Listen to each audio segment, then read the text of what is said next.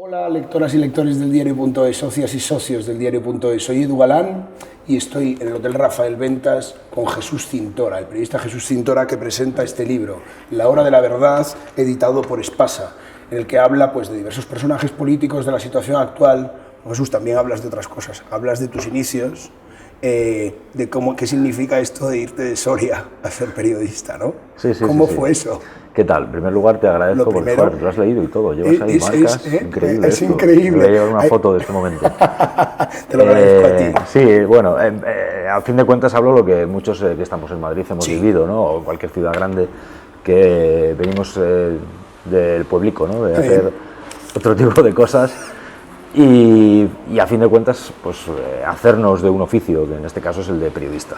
¿Cuándo te das cuenta de que quieres hacerte de ese oficio? Papá, quiero ser artista. Eso no, es. pues no, a ver, fundamentalmente yo creo que hay un momento importante que es con 9 años que me toca leer una cosa en la radio, en la escuela, y luego es verdad que incluso hubo momentos en los que hacíamos un periódico también en la EGB, buscábamos muchas noticias, y yo creo que también influyó mucho que con mi hermano mayor veíamos mucho en la tele deportes, y comprábamos también periódicos y tal, y probablemente mi primer contacto fue con el periodismo deportivo. Yo veía 13 de las estrellas, veía Estadio 2, veía Estudio Estadio, veía todo esto, y luego también el periodismo local, las noticias pues con las que más aprendes, ¿no? El periodismo local, que es currárselo y hacer de todo, desde llamar al supermercado para ver cómo van los precios, a leer necrológicas, dar las noticias, lo que sea menester, se hace de todo. La Hora de la Verdad está prologado por Iñaki Gabilondo. ¿Cómo se hace esto? ¿Qué se siente cuando te prologa un libro Iñaki Gabilondo? Cuéntalo a la población. La historia de Iñaki es la historia de alguien que fue jefe mío durante unos cuantos años, además trabajando de noche, que son horarios jodidos. Y es un poco dar fe, yo creo, de un tipo de periodismo del que muchos hemos aprendido, que es un periodismo claro, directo, natural. Como decía Iñaki, siempre hay que hacer el programa, pues mira, hoy lo vamos a hacer para mi tía, la que está probablemente ahora mismo haciendo las cosas para que se vayan los chavales al colegio, o el arquitecto que está pensando en un proyecto determinado, ¿no? Naturalidad, sencillez en el lenguaje, hablar muy claro, muy directo, que se entienda y sin pelos en la lengua. Eso justo te iba a preguntar. Dice Iñaki en el prólogo que tú no estabas muy dotado para la alta diplomacia. Eso tiene que ser una característica del periodista, ¿no? No estar muy dotado. Eso es justo lo que estás diciendo. Yo pienso que hay determinados momentos en los que hay quien opta por poner alfombras rojas y todo este tipo de cosas. Yo pienso que el periodista tiene que hacer preguntas para saber y para buscar la información, no para complacer. Tampoco tiene que ser eso pues, un acoso y derribo en absoluto, pero las preguntas son para saber. Nos debemos al ciudadano y el ciudadano quiere saber. Y la labor del periodista, a fin de cuentas, es un intermediario entre el ciudadano y la persona entrevistada, y buscamos información. Antes de preguntarte sobre el mal, que también aparece en tu libro, te voy a preguntar sobre el bien. También apareces como La Hora de la Verdad, en el fondo. A mí me ha recordado una reunión de amigos en determinado momento, las fotos y referencias que haces. Explícame cómo se puede explicar a Miguel Ángel Revilla. Miguel Ángel Revilla, ¿Qué es ese señor? Pues mira, ¿Tiene ideología? ¿No tiene ideología? Es muy curioso, pero Revilla y Gabilondo, los dos tienen 72 años. Sí. Y desde mi punto de vista, salvando muchísimo las distancias del oficio de uno y del otro, los dos yo creo que son grandes comunicadores. Los dos hablan de una forma muy sencilla, muy directa, muy clara, se les entiende perfectamente. Habrá quien comulgue con las ideas del uno, quien comulgará con las ideas del otro, con el estilo del uno, con el estilo del otro, pero los dos, a fin de cuentas, yo creo que comunican bien. Es mi punto de vista. De Revilla se puede destacar también la particularidad de que es un tío, yo creo que campechano en el buen sentido, ¿no? Alguien que es de pueblo, de poblaciones, no lo oculta, presume de ello, habla con la gente en la calle de una manera muy coloquial, y luego además tiene una cosa que es muy importante, que es sentido del humor. A veces el sarcasmo y la ironía duelen más que un insulto, y a mí eso me interesa. Tienes razón. Otro que en principio hay buen feeling, pero es más difícil, Pablo Iglesias. ¿Cómo entrevistas a Pablo Iglesias? ¿Tiene ideología? ¿Qué pasa con Podemos? A ver, de Pablo, evidentemente, el interés que puede tener el libro. De entrada, quiero poner lo que has dicho tú, lo de la reunión, si no de amigos, sí de gente conocida. Yo creo que formamos parte de una generación de jóvenes, jóvenes y ya menos jóvenes, pero estamos ahí, en la treintena, que se reúnen en este libro, ¿no? Y que están Pedro Sánchez del PSOE, Pablo Iglesias de Podemos, está Albert Rivera de Ciudadanos, está Pablo Casado del Partido Popular, está Irene Lozano de UPyD, está Alberto Garzón de Izquierda Unida. Es un poco un rollo generacional, porque yo creo que es necesaria una regeneración. Y por otra parte, en cuanto a Pablo Iglesias, tiene la particularidad de que, pues igual que conocí a Pedro antes de que fueran, digamos, los que ahora son tan importantes, ¿no? Esa es la historia. La relación de Podemos con la prensa. Nos quieren bolivarizar, ¿se diga? ese miedo que nos está metiendo con la... ¿Es verdad o no es verdad? La cantidad de gente que está diciendo esto de Venezuela y tal, y aquí en España se están haciendo unas cuantas cosas muy venezolanas que vivían ellos, ¿no? Por ejemplo, con los medios de comunicación, ¿verdad? Bueno, en la labor de comunicación de Podemos yo creo que hay cosas mejorables, incluso ellos ya lo reconocen que hay cosas que podían haber hecho mejor, pero es cierto que es muy llamativo cómo contra Podemos se han hecho una serie de aspectos, de cosas, desde que Podemos aparece con 5 eurodiputados, desde que Podemos se cuela como primero en intención de voto en algunas encuestas. Todo eso entra en una cascada de informaciones, ¿no? Corresponsales a Venezuela, enviados especiales, espacios dedicados a Venezuela, buscando todo tipo de información sobre lo que pueda ocurrir, y hay cosas que se han hecho mal, evidentemente. Errejón no hizo el procedimiento con la universidad de la forma más apropiada, yo creo que incluso lo ha reconocido. Monedero también tuvo fallos, pero es cierto que la gente no es tonta y se da cuenta de cómo hay una catarata de noticias relacionadas con lo que estaba pasando. Y aquello de que decían de que todo tiene que estar atado y bien atado, ¿no? Que decía en su momento el caudillo, parece que fuera en la línea de cosas que a veces se ven, ¿no? Muy venezolanas en este país. Otro partido emergente que ya has citado, Albert Rivera, ¿son de izquierdas o son de derechas? ¿Qué cosas buenas tiene Ciudadanos? ¿Qué cosas malas le ves a Ciudadanos? Albert Rivera es muy guapo, esto.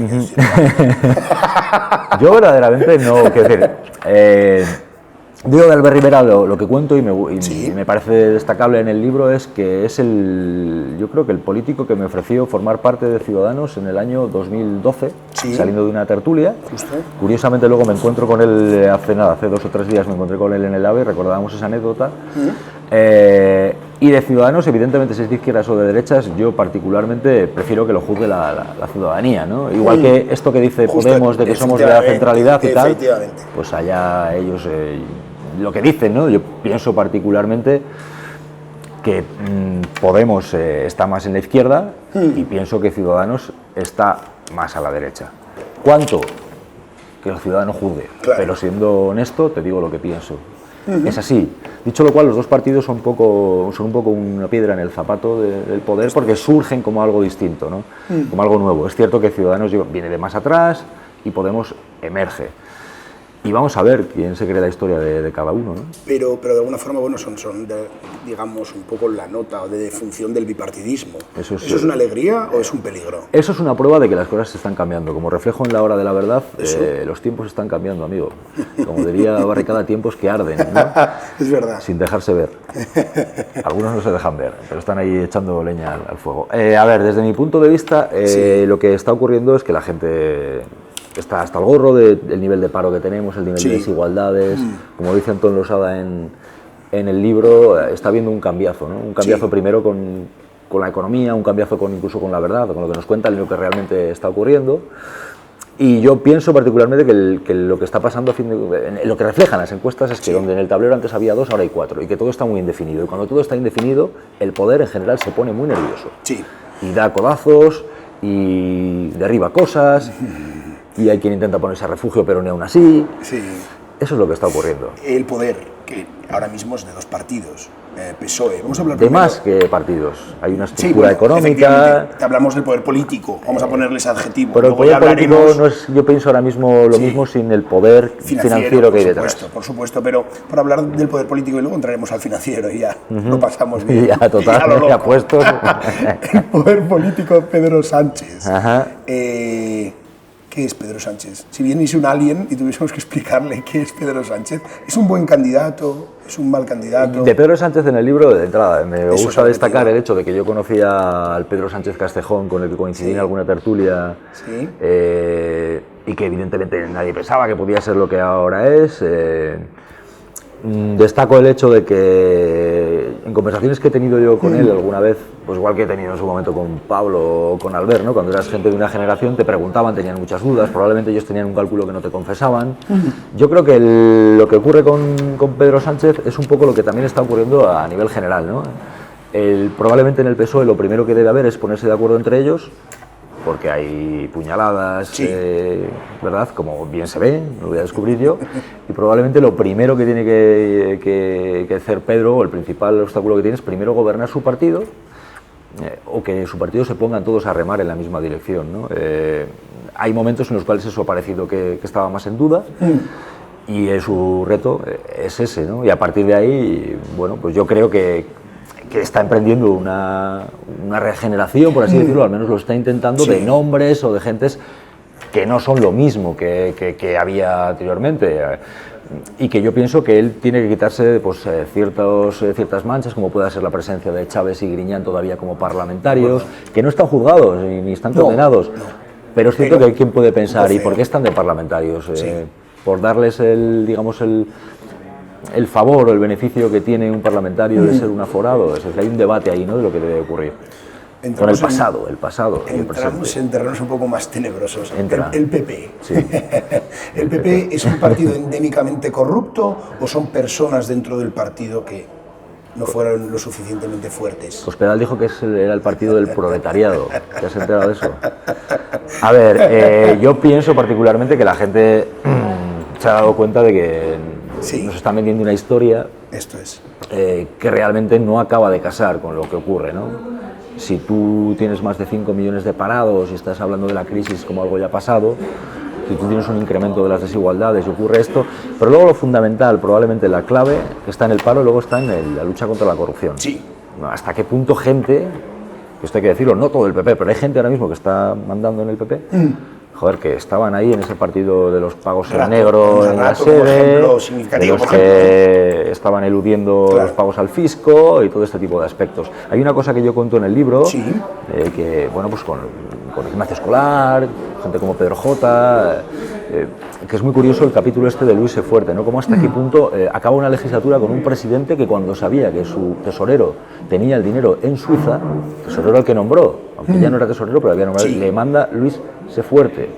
Ese mensaje que yo creo que en otro país hubiera costado la dimisión de un presidente del gobierno. División, ¿no? Claramente. Yo pienso que eso es abrumador, es un tema del que además nunca se ha dado una explicación. Hubo una comparecencia, una con plasma, otra en el Congreso, en agosto y tal, y eso ha quedado ahí, ¿no?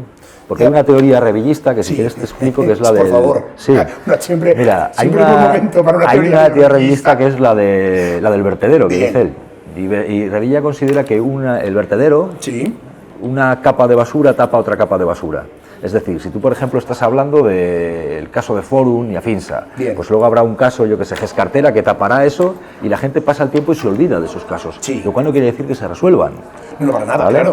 O tú, por ejemplo, estás hablando de Rato, pero la capa de la basura de lo de Rato ha tapado la capa de que Bárcenas está fuera de la cárcel, o Correa está fuera de la cárcel. ¿Alguien está hablando de eso? ¿Alguien habla de eso? ¿A que no? Porque una capa de basura en ese vertedero va tapando otra, y dice Revilla. Y luego al final de tanta capa de basura surge un brote verde. Entre el vertedero, esas un brote verde con una raíz vigorosa, ¿no? Y es así, se juega con el olvido del personal, ¿no? Es una teoría guapa, aparte la imagen es muy bonita, pues, de basura sobre basura. Pues eso. Pero aunque hay basura sobre basura, por ejemplo, y por poner un ejemplo cercano, Esperanza Aguirre, que yo recuerdo una viñeta maravillosa del diario.es, que creo que es de Montey, si mal no recuerdo, de todo el mundo embarrado y ella limpísima, ¿no? La van a seguir votando. Cuando se habla de la gente, Podemos muy aficionada a hablar de la gente, bueno, todos los partidos, de confiar en la gente y demás, ya, pero a veces vuelve a salir Esperanza Aguirre, vuelve a salir Rita Barberá. ¿Cómo se explica esto? Yo respeto lo que la gente vote, eso está claro, lo cual no quiere decir que en España sorprenda que en determinadas comunidades castigadas por la corrupción se vota a los partidos que han estado gravemente salpicados por la corrupción. Esto sorprende, y le preguntas a la gente y dice, ya, pero yo, con estos, pase lo que pasa porque son los míos. Pues sorprende, sí sorprende, pero bueno, Esperanza Aguirre ha descubierto el caso Gürtel, ¿no? Es decir, yo creo que eso hay que premiarlo, evidentemente. Hay que premiarlo. Además corre como nadie, ¿no? Esperanza Aguirre, tú lo has entrevistado, ¿no? Sí, claro. Es una con alguna dificultad. Bueno, a veces se colgaba el teléfono y tal, alguna vez. Son cosas que pasan. Fallan a veces las coberturas. Estamos de acuerdo que es una genia, esto es evidente. Es del mal, una genia del mal. Yo pienso que no está bien colgar a los periodistas, sobre todo básicamente porque luego si quieres cuelga, pero explicarle a la gente cómo pretende ser alcaldesa cuando quieres gobernar a los agentes de movilidad de los cuales te has escapado. Sí. ¿No? Esto es decir, ¿qué ejemplo puedes dar al personal? Pero bueno, está ahí, la gente puede jugar. No es la única incoherencia política que existe en España, pero esto es así. Y cuando se pregunta, ¿no? Porque yo creo que le decía, pero ¿usted cómo le explicaría a mi abuela, que probablemente igual hasta es fan suya? Sí. ¿Cómo le explica esto? Porque mi abuela a mí me daría un cachete, claro. ¿no? Y me mandaría o al castigado, al padre Monedero. Entonces, pues esto, sí, pero el padre de Monedero fue muy curioso aquel encuentro porque le decía una serie de cosas, pero luego le decía, ya, pero mi hijo dejó de creer en estas cosas cuando vio esto de que se llevaban los dineros, ¿no? El caso de cartera y tal. Que es como hablar de otra capa del vertedero que quedó ahí, ¿no? Y luego hay gente incluso que estuvo por ahí relacionada con aquello que ha vuelto a tener poder. Agencia tributaria, este tipo de cosas. Hacienda somos todos. Jesús, nos jugamos una cena. ¿Quién va a ser el nuevo presidente del gobierno? No la juego porque no tengo ni idea. Quiero decir, si quieres nos la jugamos. Eso y es, luego Albert Rivera, quizás. Y luego no lo voy a hacer públicamente, pero si te soy sincero, te digo de verdad, sí. La verdad que tengo. Lo que pienso yo no está nada claro. No está nada claro y todo esto puede cambiar de forma casi de un día para otro. Hay ahora mismo, según las encuestas, hasta 4 posibilidades, ¿no? Están bastante apretadas, unas puede decir, está más inflada, menos inflada, pero de aquí a lo que quede, para empezar, tiempo de transparencia y de claridad, ni siquiera sabemos cuándo van a ser las elecciones todavía. Sí. Bueno, está en su derecho de decidirlo y seguro que juega con el interés de los ciudadanos más que el interés de, como suele ocurrir, ¿no? Más que con el interés del partido, y luego es que puede ser cualquier cosa. Yo creo que el que te diga quién cree que va a ganar lo dirá por una intuición tal, pero ahora mismo todo puede cambiar tanto. En la hora de la verdad también hablas de Rosa Díez. Sí. ¿Se veía venir? A ver, evidentemente de Rosa Díez se puede decir perfectamente que en cierta forma el auge de Ciudadanos le ha comido un tanto la tostada, ¿no? Es cierto que cuando surge UPyD es una alternativa al bipartidismo, hay quien puede creer que es un partido que se monta Rosa Díez, que había salido tarifando del Partido Socialista donde había formado parte del gobierno de Euskadi con el PNV y demás, y ahora que se viera venir, pues es otra cosa de las que cambia. Rosa Díez probablemente hace un año ni se pensaba que iba a ocurrir todo, ¿no? A veces pasan las cosas así, ¿no? Tú que has trabajado tiempo, cambiando un poco de tema, en ese género, el género de la tertulia. Sí. ¿Qué es la tertulia? ¿Es periodismo? ¿Es espectáculo? ¿Qué es? ¿Cómo definirías las tertulias que tú dirigías o que dirigirás? Mi punto de vista es que una tertulia tiene que tener, pues un poco lo que comentábamos antes cuando hablábamos del lenguaje, que yo pienso que debe ser claro, directo, natural, auténtico, de verdad, que hay cosas que son debatibles, pero 2 más 2 son 4 y hay más de 5 millones de parados y eso no es discutible, y la prima que dejó Zapatero no es 500 ni 600, no, eso no es discutible, ¿no? Este tipo de cosas, pero luego ya la tertulia yo pienso que es, por una parte, tiene que haber información que se aporte, es decir, el límite es la verdad, no vale mentir, y luego es confrontación de opiniones, es decir, sabemos que tenemos 5 millones de parados, ¿cómo lo arreglamos? Pues hay quien va a pensar que se arregla de una forma y quien va a pensar que se arregla de otra. Los 5 millones de parados y pico, según la EPA, eso está ahí, eso es una verdad. Igual que se puede decir que hay un nivel de desigualdades, que ese dato es el que es, ¿no?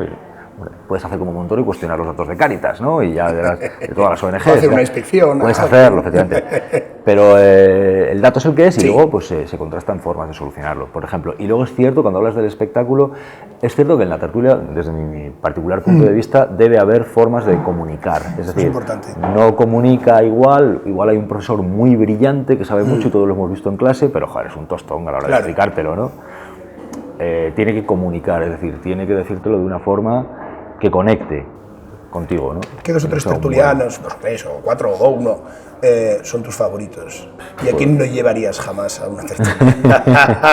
No, eso no te voy a decir. Puedo decirte que me gusta mucho, pues, Miguel Ángel Revilla, me parece muy brillante Antón Losada, que además colabora en el diario. Colaborador nuestro. Sí, me parece gente muy interesante. Me parece interesante lo que pueda aportar Pedro J. Ramírez, por ejemplo, que es un tío brillante. Me gusta mucho, y hubo un momento en el que coincidí con él en alguna mesa, Ignacio Camacho. Me parece un hombre brillante y bueno, pues un hombre probablemente de la derecha, pero un tío me parece muy sensato, y muchas veces habrá cosas en las que no puedes estar de acuerdo, igual que con todos, pero me parece que es brillante. Bueno, pues ha llegado el momento en el que te tengo que preguntar sobre Cuatro. Esto tenía que llegar. ¿Quién es tu concursante favorito de quién quiere casarse conmigo? He de reconocerte que no veo estas cosas. No, ¿Cómo has vivido tu salida de Cuatro? Es sencillo, o sea, es sincero, no veo este tipo de cosas. Por falta de tiempo. Uno tiene tiempo en la vida y puede dedicarlo, ¿sabes? Tengo puntos tan particulares de, por ejemplo, no ver el partido del Madrid, pero hoy no voy a ir a ver el partido del Numancia contra el Zaragoza, ¿no? Pues porque uno elige en su tiempo a qué le dedica, ¿no? A qué dedica el tiempo libre, ¿no? ¿Y quién es él? Pues esto. ¿Cómo has vivido tu salida de Cuatro? No, sigo en Cuatro. Efectivamente, sigo salida en Cuatro, de las mañanas de Cuatro. Sería un poco la pregunta adecuada. A la gente hay que decirle que, porque ha habido mucha confusión y quien juega incluso a esto, que yo sigo teniendo un contrato vigente con Mediaset, que es un contrato, bueno, pues que va en principio hasta el año que viene, y que yo hemos hablado, y hay cosas en las que no estoy de acuerdo, ellos tampoco, pero estamos hablando, y estamos pensando también estamos hablando para ver si presento otro espacio, bueno, si presento espacios informativos, vamos a ver qué es lo que ocurre. A partir de ahí es cierto que se ha grabado también un capítulo en La Caja sobre los fondos buitres, sobre los desahucios, que es otra de esas verdades que y nos que hablas en La Hora de la Verdad sobre esto. Pero digamos que estamos en esa situación ahora mismo, ¿no? ¿Tú cómo ves el periodismo? Hablemos de periodismo a partir de lo que te ha ocurrido. Yo el periodismo lo veo como una labor en la cual el periodista tiene que tener sentido común, tiene que tener un respeto clave, fundamental, como decíamos, a la verdad. Es decir, la verdad es la que es. Si la prima de riesgo es o era la que es, eso está ahí. Si la emigración es emigración y la gente se está yendo, no la puedes llamar movilidad exterior, y si le llamas movilidad exterior, va a decir, pues no es esto. Si tú has pagado en negro, pago en negro, sí, ¿no? Esto está ahí. Y luego yo creo que el periodista tiene que tener criterio, tiene que tener sentido común. Eso es fundamental. El problema está cuando alguien no tiene criterio, no tiene sentido común. El problema yo lo veo cuando un periodista se pone a defender pues a un corrupto, ¿no? A aplaudirle. Ahí está el problema. Y el problema está cuando alguien está contando algo y no es verdad y le llaman. Es decir, a mí eso no me ha ocurrido. En 2 años de 2 horas de programa diarias, de programa en directo, ¿No has tenido? No ha podido decir, has mentido en esto, ¿no? Es decir, lo que no se puede pretender es saltarse el límite de la verdad. Es decir, que te llame Margallo o la gente de Margallo para decirte y tratar de convencerte de que Margallo había ido a los toros a llevar a su hija y se había ido, cuando hay una foto de Margallo en la barrera de los toros, en mitad de lo que está ocurriendo con los turistas españoles que no se sabe dónde están y la gente los está buscando. Esto ocurre a mediodía y él se va a los toros y está allí con foto en la barrera, y están las fotos, no, están ahí, quien quiera que las busque. Y llamarte después, no, eso es mentira, ha ido a llevar a su hija, han dejado a su hija y se ha ido. Su hija, uno que está sentado ahí en la barrera, está ahí. Entonces, pretender convencerte de lo contrario, ¿sabes? Ahí está probablemente el límite, ¿no? En el sentido común, en la verdad. Y luego hay una serie de aspectos que se pueden debatir, ¿no? Evidentemente yo pienso que el periodista tiene un compromiso con la verdad, tiene un compromiso con el sentido común, y joder, yo creo que yo sigo siendo el mismo que hace 1 año, que hace 2, el mismo. Susana, me he vuelto malo, pero sigo siendo el mismo. Y luego, por otra parte, joder, igual tan mal no informaba porque la gente se iba sumando. La gente, para informarse por la mañana, elegía mayoritariamente las mañanas de 4, que hay algo, hice yo ahí también, ¿no? De forma mayoritaria, la gente te ve por la calle y te lo dice y está ahí, o sea, de 5 a 16%, cada vez la gente se sumaba más. Tan mal no lo haríamos, no sé. en España, y esto entronca de forma muy directa con la libertad de prensa, manda el poder financiero. A ver, el poder financiero probablemente no solo en España, ahora mismo. Pregunta un poco tonta, esto te lo reconocen, mira, esto políticos, evidentemente hemos llegado a un punto en el que ya puede ser una pregunta tonta, pero es grave. Que hay que hablar de esto. El poder financiero tiene que tener libertad, el poder financiero busca el beneficio y tiene que buscar el beneficio. Sí. El problema es cuando debatimos sobre las conexiones entre el poder financiero y el poder político. El poder político yo creo que está ahora mismo entrometiéndose, por ejemplo, en aspectos empresariales o financieros como la libertad de prensa, o sea, convocar un concurso de 6 canales en año electoral, pues eso puede condicionar la información. No se puede hacer otro año, tiene que ser el año electoral. Sí. Eso por una parte. Y luego, por otra parte, en cuanto a lo que comentabas de la fuerza o la importancia del poder financiero, sí, es evidente que estamos en un momento en el cual las conexiones que hay, que se reflejan en mi libro, sí, Antonio Losada lo cuenta muy bien, ¿no? Sí. Todo esto de piratas de lo público, los ricos vamos ganando, que son libros que ha escrito él, explican muy bien hasta qué punto estamos en un momento en el cual hay una crisis, pero hay una minoría a la que le va muy bien, y hay una mayoría, que era la clase media, que ha ido perdiendo derechos, ¿no? Sí. Derechos que no ha decidido vender, pero que se los han vendido, por decirlo de una forma así, grosso modo. Y eso está ocurriendo, ¿no? Hay a quien le va muy bien, y hay quien está sumergido en esa maraña de intentar salir a flote, ¿no? Lo dices aquí, lo estaba tratando en La Hora de la Verdad, lo estaba tratando de buscar que la justicia va más lenta que la gente, y el Banco de España también, ¿no? Sí. ¿Cómo se puede justificar que el Banco de España, y podemos ponernos a dar ejemplos, el Banco de Madrid, la caída de las cajas? Sí. Y hay un capítulo ¿Para qué sirve? Hay un capítulo en el libro sí, que cuenta por primera vez cómo Elpidio Silva, contado sí, por él, decide mandar a un banquero a la cárcel, a prisión, ¿no? Y cuál es la reacción de Blesa en ese momento. Sí. Y cuenta, por una parte, cómo a mí, ¿no? Estoy el abogado que se pone en medio y a dónde vas, con las esposas, ¿qué vas a hacer?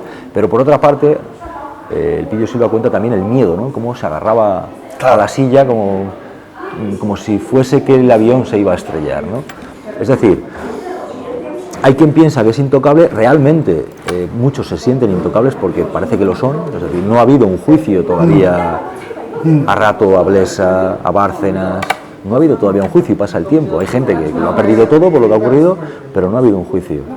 Eso por una parte, pero por otra parte hay gente que puede tener miedo y debiera tener miedo por lo que ha hecho, ¿no? Y Blesa lo tenía, lo que pasa es que claro, el miedo debió ser por aquel momento, porque sí, ahora está donde esté, igual ahora probablemente está ahora con masajes filipinos de aquellos de las tarjetas Black, ¿no? Mira, ahora que sacas las tarjetas Black, de alguna forma las tarjetas Black, solo con ver el extracto, explica también qué es España, esa tolerancia que no es tan impune, pero sigue siendo impune, ¿no? Y esa tolerancia con el corrupto muy española, muy latina, ¿no? Bueno, si tú estuvieses ahí, harías lo mismo, esta frase tan maravillosa.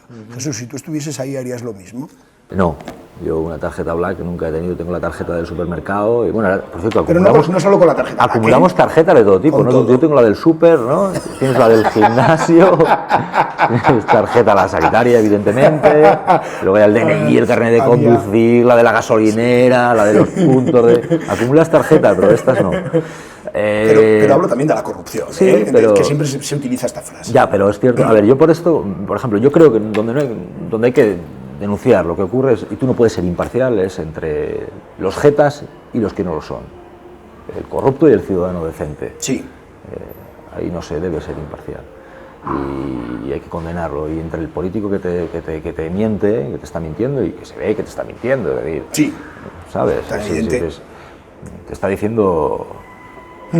pues aspectos de estos como la crisis se ha superado y tal, pues di lo que quieras, la crisis no se ha superado. Tú con más de 5 millones de parados no puedes decir que la crisis se ha superado, con un nivel de desigualdades, esto está ahí. Y luego, por otra parte, es cierto que hay quien puede pensar que haría lo mismo, pero ¿tú no crees que hay mucha gente que no se atrevería a hacer lo mismo? Y a veces pienso en estas cosas, ¿no? Yo no sé, la gente... Hay políticos decentes, no pienso todos los que políticos son iguales, pienso que se puede vivir infinitamente más feliz ganando 1.500 euros al mes y durmiendo tranquilo por las noches. Sí. Que teniendo el dinero en Suiza, yo lo veo así. Sí, yo creo que hay gente así también. Esta gente, yo creo que algo igual les falla, ¿o qué? No falla el morro que tienen, sin duda. Sin duda. Pero yo creo que no todo el mundo... Hay mucha gente que a lo mejor es así, pero yo quiero pensar que no, que mucha gente mayoritariamente es decente y no hace estas cosas, ¿no? ¿Y no crees que se ha hablado demasiado de la responsabilidad política? Pero esos empresarios que iban con los sobres, ese foco no ha sido suficientemente explotado, ¿no? El foco de que, vale, los políticos, pues esta idea de la calle, ¿no? Todos los políticos son unos corruptos. Ya, pero ¿y los empresarios que llevan sobres? Sí. Hay un... Es muy duro hablar de los empresarios en prensa también. Hay un análisis de la corrupción que se hace en el libro que es muy interesante y que lo aporta desde la teoría revillista del capitalismo de amiguetes, más allá del vertedero, este capitalismo de amiguetes, teorías también que hace, por ejemplo, el juez Bosch, de Jueces para la Democracia, que es muy, muy interesante, ¿no? Y es hasta qué punto las conexiones que ha habido, está claro que... por ejemplo, el empresario que pagaba y entregaba el dinero en negro no lo entregaba porque qué buenos son, estos ya no es no votar los míos, no. Lo hace porque luego va a recibir un dinero público en forma de una obra que le va a venir estupendamente a él, ¿no? Por supuesto. Se hace con esto. Y esto se permite porque digamos que hay un conchabeo, ¿no? En ese sentido. Y está impune. Y evidentemente eso ocurre es porque piensan que no les va a pasar nada. Porque realmente tampoco es que haya ocurrido tanto, ¿verdad? Les haya ocurrido tanto, ¿no? Están ahí... plácidamente. Probablemente mientras tú y yo estamos hablando están sobornando a alguien ahora mismo en algún punto, en algún lugar de España, ¿no? Estamos rodando esta entrevista en domingo. Muy probablemente sobornar un domingo, seguro que sobornar un domingo ya. Y probablemente después de salir de misa. Igual se ven ahí en el vermut. Es así. Pero esto está ocurriendo. Es muy español eso, no digo que sea muy español, es muy... No, porque yo quiero pensar que en este país hay mucha gente decente, pienso. Pero luego también hay un nivel de choriceo que se está permitiendo, en forma de una justicia lenta que no funciona como debiera funcionar, y no lo digo yo, lo dicen jueces en este libro, en forma de políticos corruptos que siguen ahí en sus puestos y encima alardeando de que combaten la corrupción. Yo lo decía sobre todo por el formato, no me imagino un japonés saliendo de misa y sobornando a alguien. No, a misa, no lo veo, eso bueno, puede ocurrir. Y luego hay gente a misa muy decente, sin duda, ¿no? Sin duda. Pero vamos, que esto sí puede estar ocurriendo un domingo. Lucía Caram. Sí. La monja cojonera. La monja cojonera de la que hablas. Sí. Yo personalmente tengo un grave problema de conciliar una monja de izquierdas. ¿Tú? Lucía Caram, lo bueno y la historia que se cuenta en el libro es una persona a la que su padre dice que se vaya de casa porque... ¿Por qué? Que la ha pillado drogándose, la ha pillado... No, es porque dice que se quiere hacer monja. Se quiere hacer monja porque ella, entre otras cosas, ve la situación que se está produciendo en su tierra, desigualdades y demás, y se mete ahí. Evidentemente es una monja... combativa, es una monja que si tiene que decirle a Montoro eres un mentiroso se lo dice, es lógico, que si ya está en un banco de alimentos, está viendo que le crecen los que están en la cola y sale Montoro y le dice que no se cree los informes de Cáritas, ¿qué va a decir ella? ¿Qué va a pensar si lo está viendo? ¿No? Es así, es que si tú estás viendo un dato y te están diciendo no, que ese dato no es así, convence que no es así, y encima se meten contigo y estás preguntando en una entrevista y se mete contigo porque le estás preguntando ese dato, pues que eso es así, pues con ella pasa prácticamente y levantas la cabeza en un banco de alimentos y ves lo que hay realmente, o sea, y eso simplemente tiene que mirar, ¿no? Pues esa es la situación, pero bueno, también han intentado callarla en algún aspecto, pero como dice ella, su organización, en este caso pues sus hermanas y quien la ha respaldado y tal, pues ella ha conseguido seguir diciendo las cosas que dice, pero es cierto que es un caso peculiar, ¿no? Es peculiar. Pero hay muchos religiosos que sin duda están cabreados con lo que ocurre, ¿eh? Hombre, no se ve, ese Rouco evidentemente, pues... En su piso, Rouco enfadado. Se le ve muy preocupado, ¿no? En el ático. Se le ve muy inquieto, pero bueno. La última pregunta, ¿te lo has pasado bien escribiendo La Hora de la Verdad? ¿Cuándo? Escribiendo La Hora de la Verdad. Escribiendo La Hora de la Verdad. Hay cosas que preferiría no haberlas escrito nunca, no haber tenido que escribirlas nunca, ¿no? Eso es muy evidente. Pero yo, de verdad, estoy súper agradecido y muy sorprendido por el apoyo de la gente, y es lo que quiero poner en valor. El apoyo de la gente en las redes, el apoyo de la gente que me para por la calle, el apoyo de la gente que vas a firmar el libro y no quiere tanto que le firmes el libro como decirte cosas. Todo esto de... Bueno, pues es cosas que casi te emocionan, ¿no? Que te dice la gente. Me quedo con eso y la experiencia yo creo que es positiva por eso, por un contacto con el ciudadano que tantas cosas importantes me está diciendo últimamente con lo que me ha ocurrido, ¿no? Pues creo Alejandro y yo nos lo hemos pasado muy bien esta entrevista. Espero que los lectores y lectoras del diario.es también lo hagan, las socias y los socios del diario.es. Agradecer a Jesús Cintora que haya estado este ratito con nosotros. Hay una cosa que quiero decir, por cierto, del diario y de los diarios digitales. Muy es que bien. en tiempos tan complicados para informar libremente, Sí. me parece destacable lo que está ocurriendo con los diarios digitales en general, ¿no? No todos igual, pero hay muchos. Es digamos, un sector del periodismo en el que está siendo más difícil que el poder impida que se informe libremente, ¿no? Hay medios de comunicación que evidentemente se están viendo en un momento complicado para salir adelante económicamente, y eso merma, digamos, su capacidad de movimientos, y todos lo sabemos y los periodistas lo comentamos. En los digitales, bueno, pues porque tienen presupuestos distintos, porque hay poderes de influencia diferentes. Digamos que ha habido un chorro yo creo, de aire fresco en algunos aspectos que es digno de alabanza. Y siempre terminamos las entrevistas con esa idea. Es gracias a las socias y a los socios del diario.es por las que podemos hacer entrevistas tan estupendas y tan libres como la que acabamos de hacer. Socias y socios del diario.es, muchísimas gracias. Se os ve muy bien desde aquí, os queremos y nos vemos prontísimo. Gracias. Chao, Muchas adiós. Gracias. ¿Qué tal, querido? ¿Te lo has pasado bien? Sí, está muy bien, la entrevista está muy bien.